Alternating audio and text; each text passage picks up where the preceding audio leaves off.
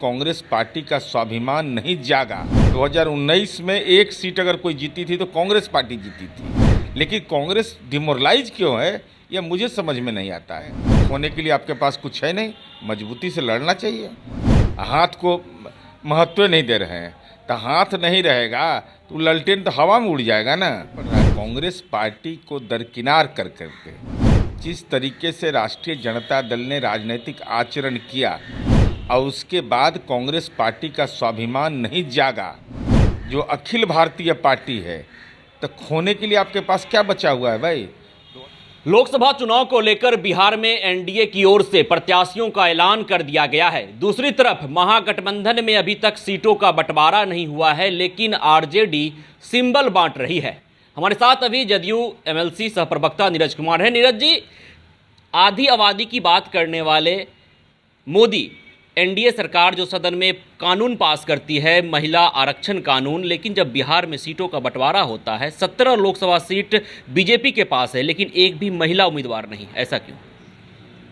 कि ये तो भारतीय जनता पार्टी का अंदरूनी मामला है, लेकिन सिद्धांतः महिलाओं का सशक्तिकरण राजनीतिक दल का एजेंडा होना चाहिए। इससे किसी को मतभेद नहीं होना चाहिए। और 50% आबादी ही नहीं, उनकी सामाजिक सोच ने समाज में परिवर्तन की जड़ें मजबूत की है। इसलिए अधिकार बनता है। अब किस परिस्थिति में नेतृत्व ने ये फैसला लिया, ये तो भाजपा ही बताएगी। इस मुद्दे पर आप बीजेपी से अलग हो रहे हैं कि महिला को टिकट नहीं दिया गया? नहीं, कोई अलग होने की बात नहीं, चूँकि अब परिस्थितियाँ ऐसी होती है कि कोई राजनीतिक दल को ऐसी स्थिति में निर्णय लेना पड़ता है। अब किन परिस्थितियों में निर्णय लिया गया है, यह तो अभी तो विधान परिषद का सदस्य बनाया उन्होंने अनामिका सिंह को, ऐसा नहीं है। अभी इसके पहले निवेदिता सिंह को बनाया था उन लोगों ने। इसलिए ऐसा नहीं है कि महिलाओं को सम्मान नहीं मिलता है। लोकसभा एक बड़ा प्लेटफॉर्म है और 2019 में रमा देवी जीती थी, एकमात्र महिला सांसद, उनका भी टिकट काट दिया बीजेपी ने। अब देखिए, ये तो उस शीर्ष नेतृत्व ही बता पाएगा, लेकिन हमारी यह समझ है कि जो महिलाएं हैं उनका हक और सम्मान बनता है, और भारतीय जनता पार्टी विधान परिषद में तो दी है। अब वहाँ क्या कारण है ये तो वही बता पाएंगे। लालू जी रात में टिकट बांट रहे हैं। देखिए, वो ठगबंधन है। और भाई रात में ललटेन का सिंबल बांट रहे हैं। जब घर घर बिजली पहुंच गया तो ललटेन पकड़ेगा कौन भाई। हाथ को महत्व नहीं दे रहे हैं तो हाथ नहीं रहेगा तो ललटेन तो हवा में उड़ जाएगा ना, उसकी कोई उपयोगिता नहीं रहेगी। पप्पू यादव दावेदारी पेश कर रहे हैं पूर्णिया से। वहीं अब जिस तरह से बीमा भारती आप लोग से अलग होकर आरजेडी में चली गई हैं, तो पूरी संभावना है कि उन्हें टिकट मिल जाएगा। तो लग रहा है कि कांग्रेस और आरजेडी में तनातनी हो गई है बिहार में। बिल्कुल, ये तो साफ तौर पर दिखाई पड़ रहा है। कांग्रेस पार्टी को दरकिनार कर करके जिस तरीके से राष्ट्रीय जनता दल ने राजनीतिक आचरण किया और उसके बाद कांग्रेस पार्टी का स्वाभिमान नहीं जागा, जो अखिल भारतीय पार्टी है, तो खोने के लिए आपके पास क्या बचा हुआ है भाई। 2019 में एक सीट अगर कोई जीती थी तो कांग्रेस पार्टी जीती थी, लेकिन कांग्रेस डिमोरलाइज क्यों है यह मुझे समझ में नहीं आता है। और पप्पू यादव जी के पास क्या है भाई, खोने के लिए आपके पास क्या बचा हुआ है। अगर आपको आश्वासन यह मिला, जो आपका दावा है कि पूर्णिया में हमको कहा गया है और पूर्णिया सीट पर अगर राष्ट्रीय जनता दल उम्मीदवार देता है, तो हम तो समझते हैं कि आप में खोने के लिए आपके पास कुछ है नहीं, मजबूती से लड़ना चाहिए। पप्पू यादव दावेदारी ठोक रहे हैं वहाँ से, लेकिन इस परिस्थिति में जदयू के लिए भी मुश्किलें बढ़ जाएगी, क्योंकि अगर कांग्रेस अलग वहाँ से चुनाव लड़ लेती है तो। जदयू के लिए कुछ नहीं है। जदयू तो 2014 में वहाँ जीता था, जब हमारा 2 सांसद जीता था।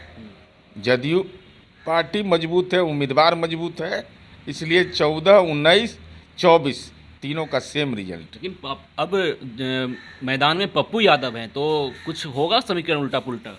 हमको नहीं लगता है ऐसा। ये तो राष्ट्रीय जनता दल के लिए चुनौती का विषय होगा, हमारे लिए क्या चुनौती है। देखिए, निश्चित तौर पर एनडीए में सीटों का बंटवारा हो चुका है, प्रत्याशियों के नाम का ऐलान कर दिया गया है। दूसरी तरफ महागठबंधन में सीटों का बंटवारा नहीं हुआ है, लेकिन आरजेडी सिंबल बांट रही है। कांग्रेस और आरजेडी के बीच रिश्ता क्या होगा बिहार में, यह देखना दिलचस्प रहता है, क्योंकि अभी तक सीटों का बंटवारा नहीं हुआ, लेकिन आरजेडी सिंबल बांट रही है। पूर्णिया लोकसभा सीट से पप्पू यादव अपनी दावेदारी पेश कर रहे हैं।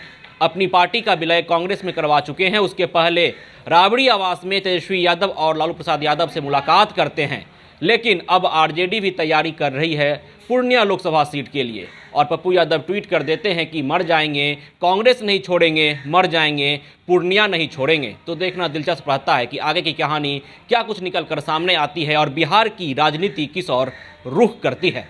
विश्वजीत आनंद, फर्स्ट बिहार, पटना।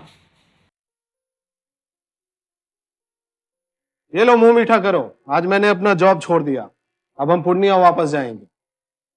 जॉब छोड़ दिया है? मतलब ये घर कैसे चलेगा? हम करेंगे क्या? और माँ बाबूजी क्या बोलेंगे? इसलिए मैं एक और मिठाई का डब्बा लाया। अपने बिजनेस के लिए लोन अप्रूव हो गया। अरे लोन अप्रूव हो गया वो तो ठीक है, लेकिन पूर्णिया में हम रहेंगे कहाँ? अपना घर भी तो नहीं है वहाँ। इसलिए तो एक और मिठाई का डब्बा अलग से लाया हूँ।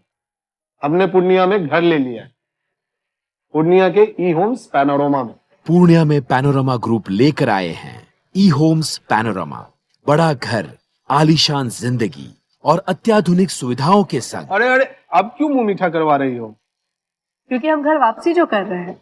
घर वापसी की खुशी पूर्णिया में ई होम्स पैनोरमा के संग।